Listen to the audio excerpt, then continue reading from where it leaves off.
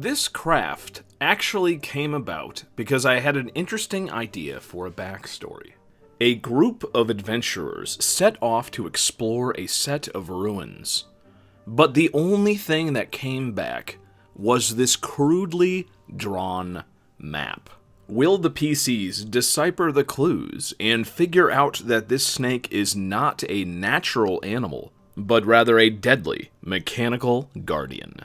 Well, before that, I have to craft it. This is the Raw 10 Battlesnake.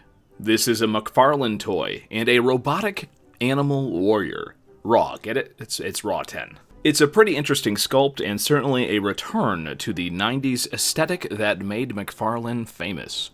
But as I noted in the unboxing, the tail section is actually made up of a very floppy plastic, maybe PVC mix, and it's really too floppy to attempt to prime, and it's just too big and bulky. So I really wanted to work solely with the very hard plastic, very nice textured top portion of this toy. After all, the idea of this build is that this is a stationary mechanical guardian. So it's basically just like a snake head that pops up out of the ground to attack anybody that is attempting to loot the ruins. The first steps were pretty standard. I hot glued the snake head down on a wood craft tile. These are cheap. You can find them in pretty much any craft store or online on eBay or Amazon.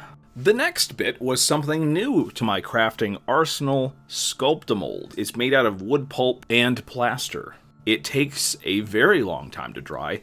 Some people say that you can paint it within 2 hours. Yeah, that's not really the case if you are actually using it in the kind of quantities that I'm using it here. It's pretty simple though. You just mix it up and you get kind of like a, I don't know how I would describe it, kind of like an oatmeal style texture.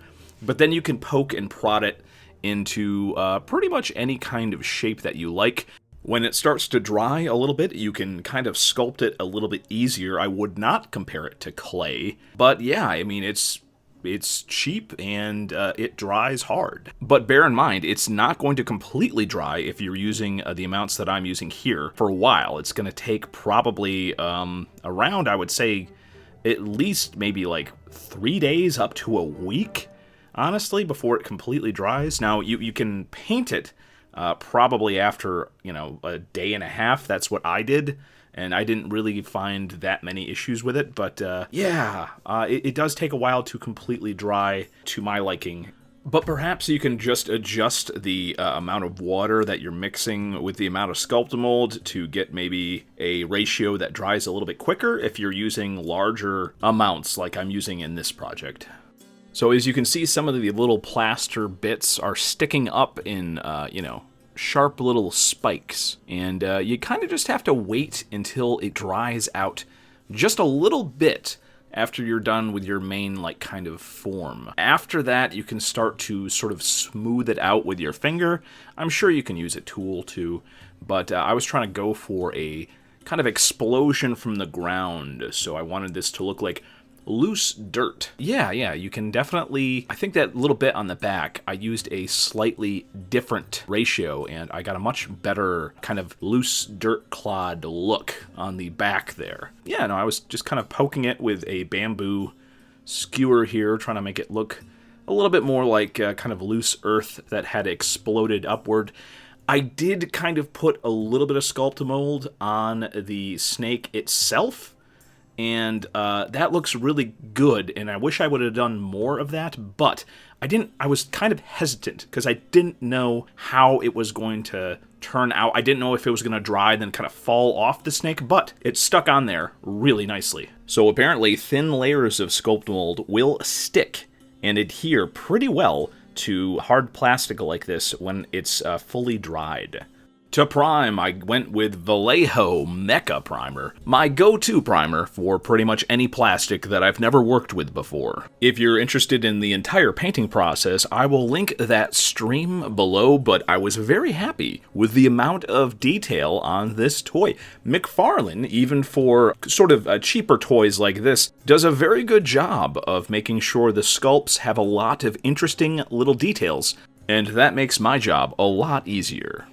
So going along with the idea that this thing kind of exploded out of the earth, I wanted to try to put some flocking and little bushes on the outside. Like there was just kind of a grass field and this thing sort of erupted upwards and displaced all the grass. I sort of got the look I was going for. It's a new type of material that I'm working with, and it's I've never kind of went for effects like these before. So, I mean, this is a crafting project, but it's also a learning experience as I learn to use new techniques like this. But at the end of the day, this turned out to be an excellent set piece. I am definitely going to use this in one of my upcoming improv D&D games. During those games, I basically improv what's happening based on what the chat says. If you've never participated in any of those games, it's a heck of a lot of fun. I always like to let people know that I'm doing them in the community tab here and also on my Facebook and Reddit. Generally, I run those on RPAN Wednesdays, 6:30 p.m. Eastern Time, though sometimes work gets in the way. So heck, even though I can't use this lovely mechanical snake trap in a game with real people in real life, I can still use it during games that I'm running online where everybody gets to yell something from the chat, and I try to incorporate as much of it as possible in the game. This craft was a lot of fun.